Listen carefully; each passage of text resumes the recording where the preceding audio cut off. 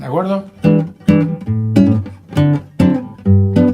Si yo lo toco diatónicamente como corresponde, mi debería ser menor, la debería ser menor, re debería ser menor, sol ya sí que es dominante. Pero si no, son dominantes secundarios. Mi dominante de la. Bueno, pues este mi dominante de la lo sustituyo por su tritono.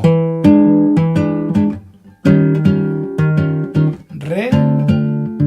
Sol lo sustituyo por su tritono.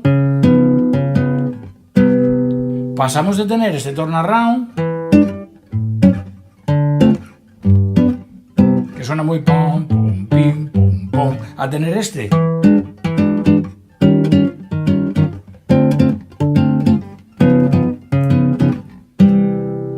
¿Vale? Otra variante. Mi lo dejo en su sitio. La lo dejo en su sitio. Y el re